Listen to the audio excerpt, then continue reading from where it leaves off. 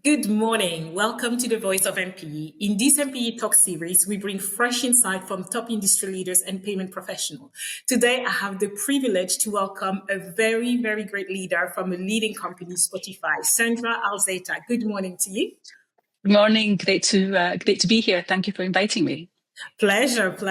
Maybe a quick word of introduction, Sandra, if you don't mind, kind of like picturing what is your role and responsibility within this massive organization that everybody knows about, of course. Sure. So I'm the VP responsible for commerce and customer service on a global basis. Collectively, we look after just over 700 million monthly active users, of which just shy of 300 million are paying subscribers. So from a commerce perspective, that means we're responsible for making sure that their entire commerce experience is as seamless and, of course, trusted as it possibly can be.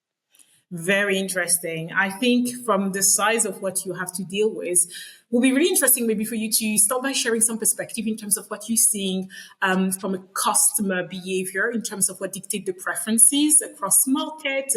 And of course, you've got a recurring model. So how does the different APMs plays out in terms of aligning with your strategy, really? Yeah. So as you've just said, the vast majority of our volume is recurring, so it's subscription. We're that subscription business at heart. We're active in 184 markets, and anyone who works in payments knows that means 184 very different markets. Each one is quite unique. What's core to us in our philosophy is user choice. So we always look at a market and figure out how would our users wish to pay. And the philosophy is based on if that's how a user wants to pay, then it's really incumbent on us to make that available to them because we'll get the best performance from them. That's quite incredible because to your point, every single payment method comes with its own framework.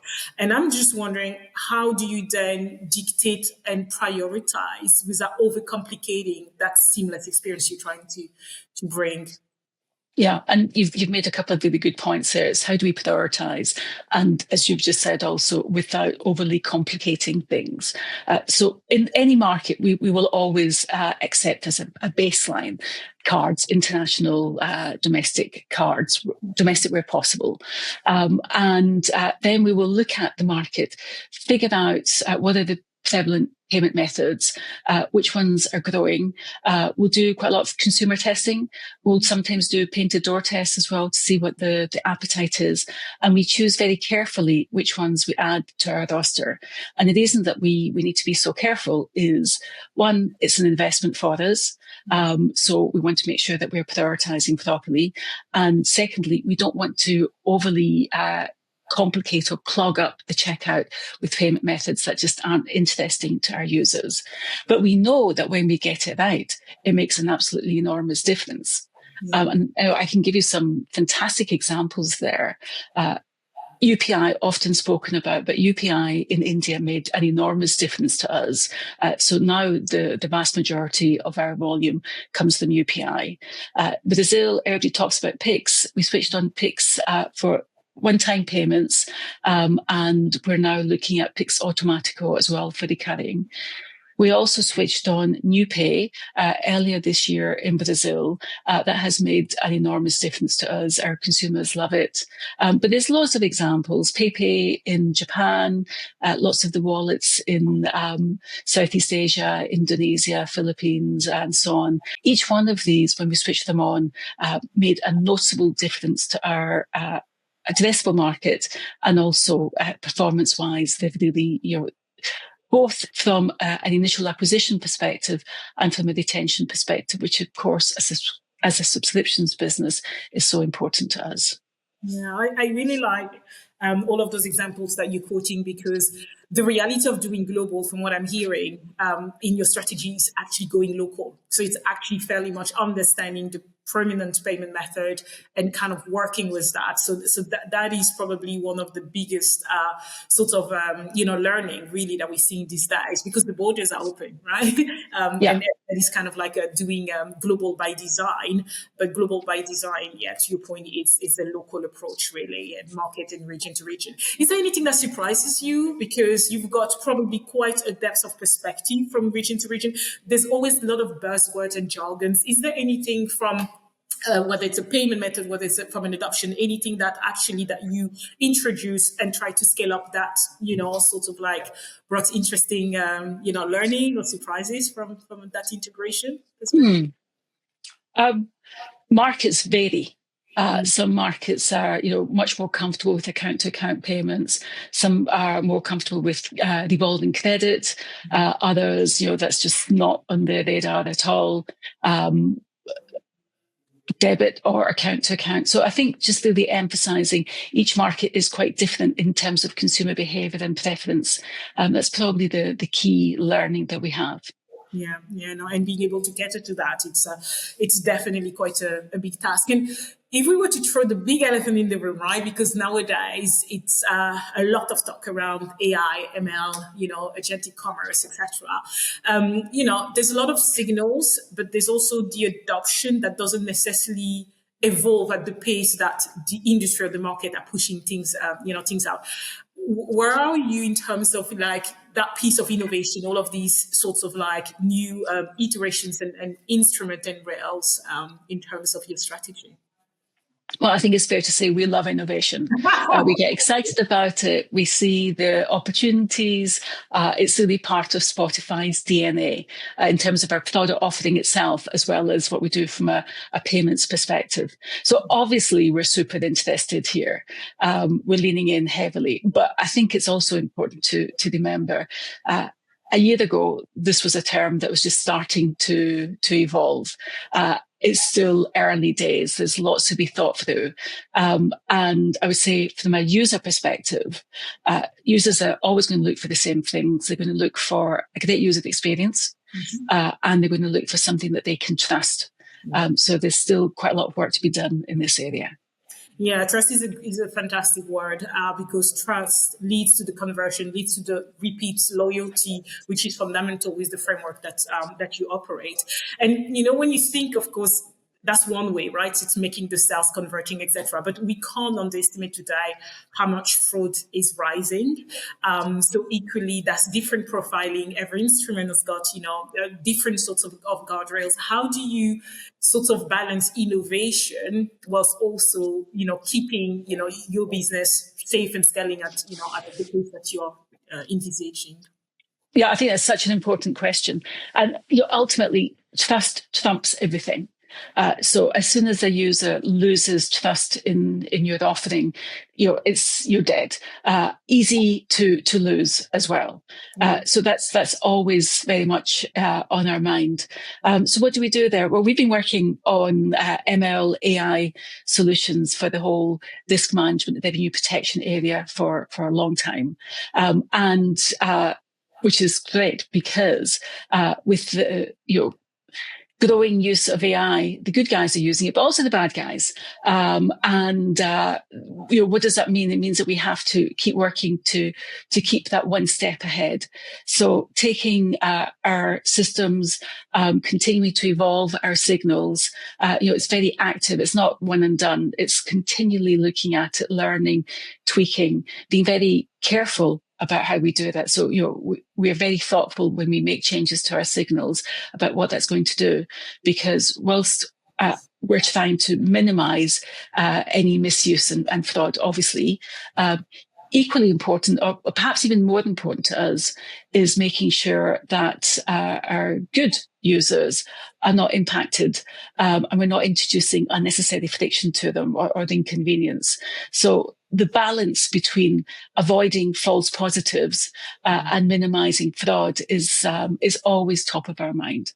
Yeah, and false positive is a big problem in the industry. Certainly something that got everybody attention. What's the place of AI and ML then in that context for you? Are you leaning very heavily in terms of leveraging the intelligence and what that brings to? Yes, yes, very much so. We started this journey actually 5 years ago. So this is very much a natural evolution for us. We absolutely believe that this is the way that we best manage our system. So we've been doing that from a fraud management perspective, and we're increasingly using it from also just a general performance improvement in terms of routing, chaining, and so on. Yeah, yeah, to totally get that. Now, you've mentioned 180 markets. Just curious in terms of from an actual payment method. So you did mention how you sort of like go very locally, but then from an managing your infrastructure, how does that then play out? Are you essentially establishing as much as a broad connectivity infrastructure to actually run across those 180 markets? Is there any kind of an insight and perspective you could throw in terms of how do you do local globally in terms as well of the ecosystem that you have to manage to get you locally, right? Yeah, I would say choose your partners carefully.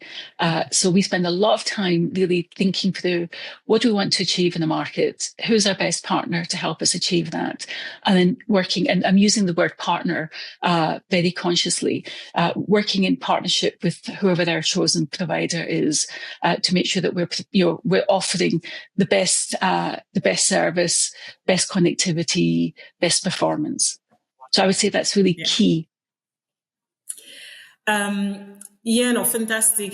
Certainly, in terms of what that also, brings from a jurisdiction perspective. So you being in so many different markets, we've got to bear in mind that payment is a regulated market, and with that comes different mandates and different interpretation as well of the mandate. So it will be good to understand as you have this wider perspective in terms of, say how 3DS essentially are very much, killer in certain region or really an enabler in other region, but just holistically speaking, are there any regulatory or infrastructure challenges that maybe has forced you to kind of like bring some core architectural changes to the way you approach the different jurisdiction? Yeah, look, it's complex. You've just touched on it. It's really complex. Keeping on top of the changes, the, involves in itself a lot of work, and we depend a lot on our partners to help us. We depend on the schemes, the payment types that we accept, and then obviously ourselves staying close to the ground. We have people in all of our key regions whose job is really to understand what's happening there, and as well as keeping on top of what's happening, it's then figuring out, okay, what does that mean? Is this is this a change that we think is going to be simply for that one market? How do we deal with that in that case? Is it actually a trend that's either going to be regional or perhaps global? Well, we'll think of it differently if that's the case. And you've touched on a few of the key changes. So it's definitely complex. It's very much always on our minds, and it really is a big aspect of our prioritization. We work in 6 monthly cycles, so ideally we stick to those 6 monthly cycles. If necessary, we'll break and we'll go in, but that's very disruptive for us. We try and avoid that unless it's really absolutely necessary.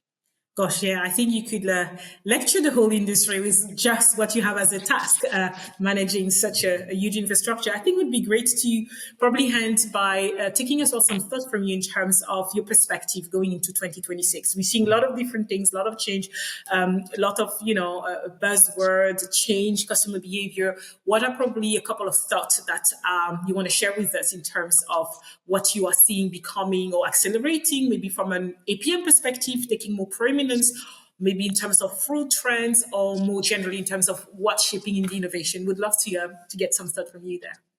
Okay. I think some of it is continuity. There's some things that from a payments perspective will always continue to be there and should always be top of anyone's mind. That's providing user choice, providing a seamless experience, and the absolute requirement of trust, making sure that the user understands that the payment method that they're using is one that they can trust, and they can trust you as an organization.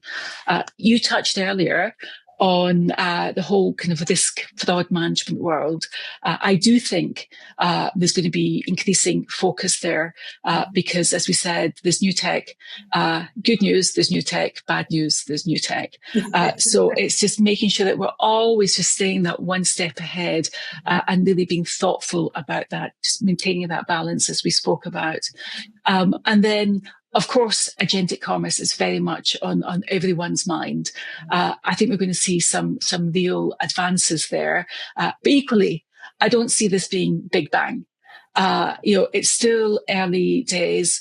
There's still a lot to be thought through, and it's going back to that seamless customer experience and one they can trust. So in the whole agentic world, there's a lot of thinking to be done there, and lots of policy processes, developments to be made. Yeah, no, couldn't agree more. And what a fantastic industry we are privileged to be part of, right? I think that so. certainly keeps us awake and challenging us. So definitely, I think if anything, we are probably experiencing something that is quite at a turning point, considering 10 years ago, there's a real acceleration, and wherever plays out to be 2026, I'm pretty sure we are for an interesting run as well. Yeah, I could not agree more. It's a super day. Payments is always a great industry to be in, but this feels like a really exciting time. Absolutely. Thank you so much, Sandra. It's been lovely to give us a bit more perspective in terms of your market, the inside of your strategy. Certainly wishing you great continuity. You've got quite a task in your hand with the making the framework of your infrastructure. But thank you for sharing with us. And I hope to see you in Berlin next year at the next edition of MPE. Thanks so much. It's been a real pleasure. Thank you.